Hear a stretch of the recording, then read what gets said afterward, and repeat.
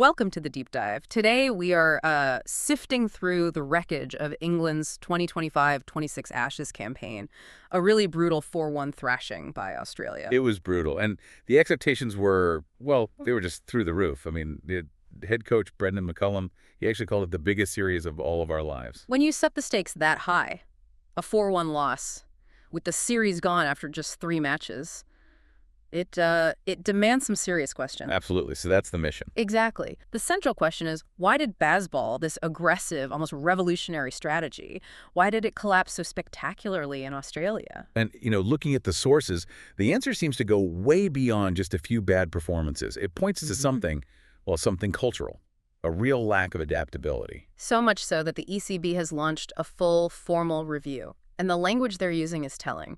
They're looking at planning and preparation, individual performance, and behaviors. That last one, behaviors. When an official body says that, you know it's serious. And the external criticism was instant and very, very sharp. We had Geoffrey Boycott, a legend of the game, calling for McCullum's resignation. He was incredibly blunt about it. He said, and I'm quoting here, "Bazball has run its race." And his reasoning was that hubris has taken over from common sense. Wow. That's a huge statement from a big name. But was he an outlier, or was that the general feeling? He was maybe the sharpest point of the spear, but he wasn't alone. I mean, he was already suggesting replacements, like Jason Gillespie or Alex Stewart. That shows you the feeling wasn't just about a bad tour. It was about a need for a fundamental change in direction. Okay, so let's start with that direction. Let's get into the philosophy itself.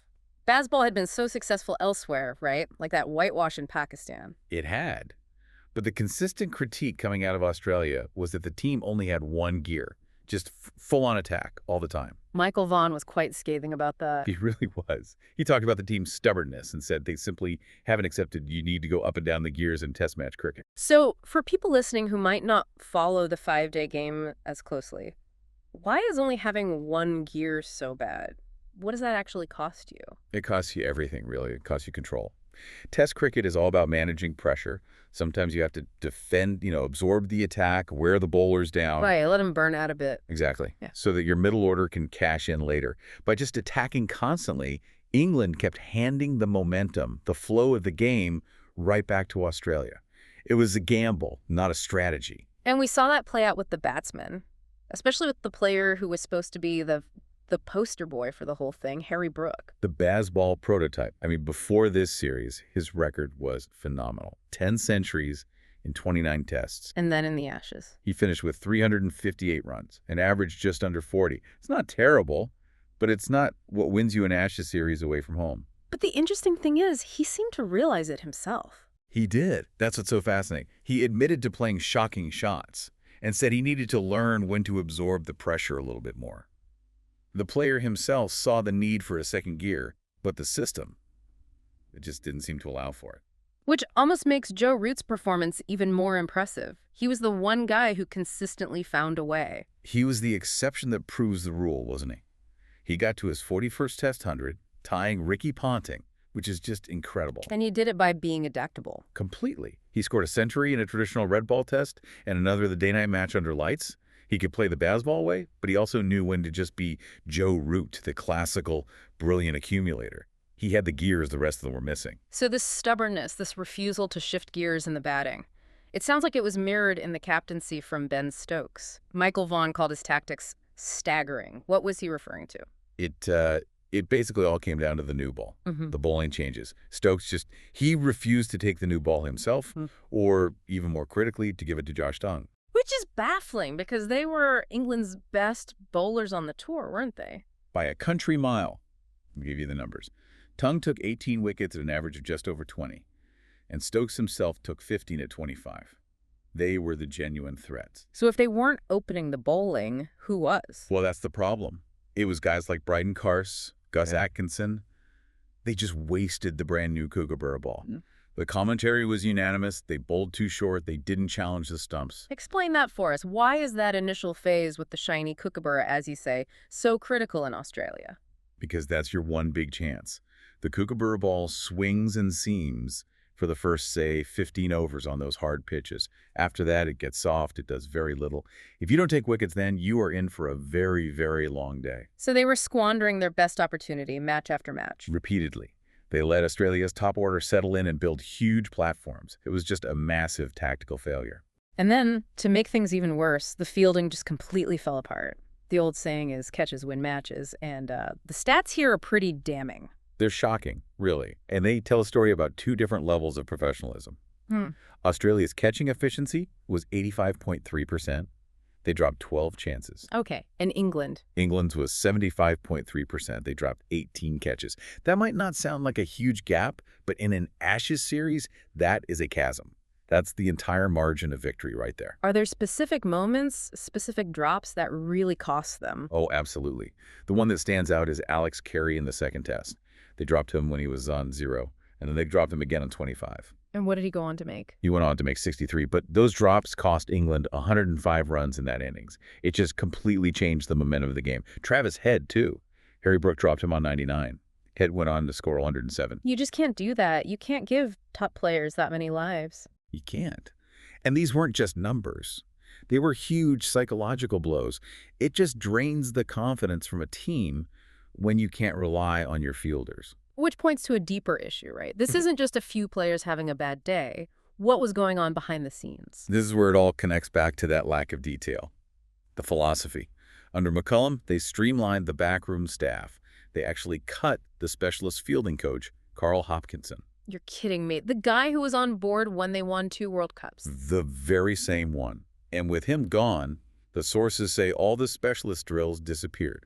No more run-out challenges, no more high-pressure catching drills. And the result of that? England haven't had a single run-out in a test match since the previous Ashes series. That's 12 matches ago. It just shows a lack of focus on the absolute basics of the game. And that lack of detail, that lack of focus on the basics, that feeds right into this wider cultural critique, doesn't it? Especially when you compare them to the Australians. It frames the whole series. You had one team, Australia, described as a professional outfit doing dedicated fielding drills every single day. And then you had England, who seemed to be focused only on mindset, on the top 2 inches.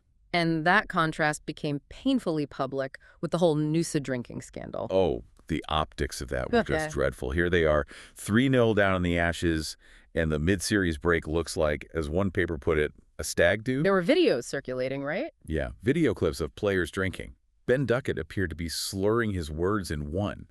It got so bad that the ECB's managing director, Rob Key, had to come out and say that kind of behavior was completely unacceptable. That must have created some serious tension inside the camp. You've got the leadership investigating behaviors. But at the same time, you had the captain, Ben Stokes, coming out and giving Duckett his complete support, citing his own bad experiences with media scrutiny. So he's trying to protect his player. He is, which is understandable. He's trying to hold the group together.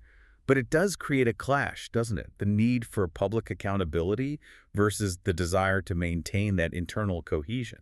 Which brings us right back to that central question of accountability and leadership, and to Boycott's call to change the coach. Exactly. That's the pivot point. For Boycotts, the team needs a new voice, like a Gillespie, to take them to the next level, to turn them from entertainers into winners. But Stokes is backing his man completely. He is. He called McCullum a very, very, very good coach. But despite that, the ECB has confirmed McCullum is under scanner and that the review will bring necessary changes. And McCullum's response to that seems to be, well, defiant. Very defiant. He's contracted until 2027 and has basically said he'll push back if the ECB tries to force changes that undermine his core beliefs about managing players. He'll improve, but on his own terms. That's fascinating, especially when you read someone like Mark Ramprakash, who said the team needs to be introduced to the concept of consequences. That's the crux of it, I think. This commitment culture that McCullum and Stokes have built is based on unwavering loyalty. They don't drop players for bad form, which is meant to remove fear. But the flip side is? The flip side is, as Ramprakash points out, it shields players from accountability. There are no consequences for repeated failures, like those dropped catches. Even Stokes himself seems to have acknowledged they have a problem. He's committed to continuing as captain, but he admitted the team has been tactically found out. A huge admission from a captain. He said they need to go back to the drawing board because they kept gifting the flow of the game back to the opposition. He knows they've become predictable.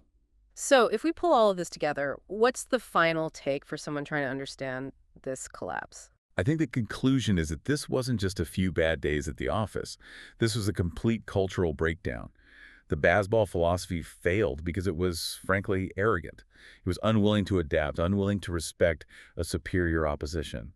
And the lack of attention to the basics, especially the fielding, it just symbolized a team that was running on vibe rather than professional rigor. So, the challenge for England now is to find a balance, to keep the exciting parts of what McCullum brought, but to integrate the discipline they so obviously lacked. Otherwise, as you said, they're just entertaining the opposition on their way to another defeat. Which leads us to a final provocative thought for you to consider. McCullum's built this commitment culture, and he says he's not going to compromise on it. So if he digs his heels in and refuses to change, will the ECB review actually have the teeth to force consequences on this team? Or will this loyalty-first philosophy, which shields players from accountability, just lead to more burnout and more failures when they come against truly disciplined professional teams? That's the tightrope England is walking right now, that line between freedom and failure.